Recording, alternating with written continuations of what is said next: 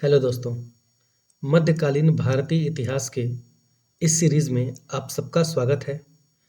आज से हम मध्यकालीन भारतीय इतिहास के पहले लेक्चर की शुरुआत करते हैं। तो सबसे पहले जानेंगे कि मध्यकालीन भारतीय इतिहास की अगर टाइम पीरियड की बात करें तो मोटे तौर पे हम 700 ईस्वी से लेके 1750 ईस्वी तक के कालखंड को ले सकते हैं। इस लेक्चर में हम लोग ये जानेंगे कि हम लोगों के पढ़ने का क्रम क्या होगा और हमारे मध्यकालीन भारतीय इतिहास का सिलेबस क्या होगा। सबसे पहले हम भारत पर अरब आक्रमण के बारे में पढ़ेंगे। इस दौरान हम संक्षिप्त रूप से इस्लाम धर्म के बारे में भी पढ़ेंगे। साथ ही साथ ये भी पढ़ेंगे कि भारत पर अरब आक्रमण के क्या प्रभाव हुए, वे कौन से कारण थे जिसके कारण भारत पर अरब आक्रमण हुए। इसी क्रम में हम अपना दूसरा टॉपिक पढ़ेंगे भारत पर तुर्क आक्रमण, और इसमें भी हम तुर्क आक्रमण के कारण और तुर्क आक्रमण के प्रभावों के बारे में भी पढ़ेंगे।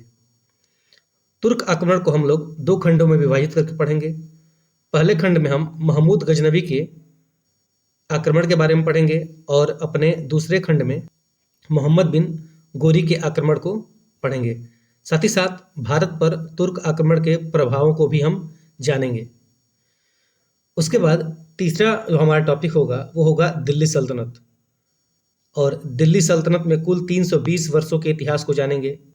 जैसा कि आपको पता है कि दिल्ली सल्तनत के अंतर्गत 5 तुर्क वंशों ने शासन किया, जिसमें पहला गुलाम वंश, दूसरा खिलजी वंश, तीसरा तुगलक वंश, चौथा सैयद वंश और पांचवा लोधी वंश था। इन सब के बारे में हम डिटेल पूर्वक पढ़ेंगे।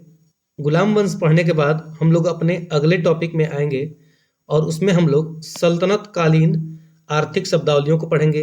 फिर सल्तनत कालीन सिक्कों के बारे में पढ़ेंगे, उस समय की स्थापत्य कला और प्रमुख विभागों के बारे में पढ़ेंगे। साथ ही साथ सल्तनत काल के प्रमुख अधिकारियों के बारे में भी हम अध्ययन करेंगे। दिल्ली सल्तनत को पढ़ने के बाद हम लोग विजयनगर साम्राज्य के बारे में भी पढ़ेंगे। उसके बाद अगला टॉपिक हमारा बहमनी साम्राज्य होगा, क्योंकि ये दोनों टॉपिक जब भारत में दिल्ली सल्तनत क्योंकि ये दोनों टॉपिक ही मध्ययुगीन भारतीय इतिहास से जुड़े हुए हैं। जिस समय उत्तर भारत में दिल्ली सल्तनत अपने चरमोत्कर्ष पे था, उस समय दक्षिण में विजयनगर साम्राज्य स्थापित हुआ और बहमनी राज्य भी स्थापित हुआ। विजयनगर और बहमनी साम्राज्य के बाद हम लोग मुगल वंश के बारे में जानेंगे, और मुगल वंश में किन किन राजाओं ने शासन किया, उनका प्रभाव क्या हुआ। साथ ही साथ उनकी प्रशासनिक व्यवस्था के बारे में भी हम जानेंगे।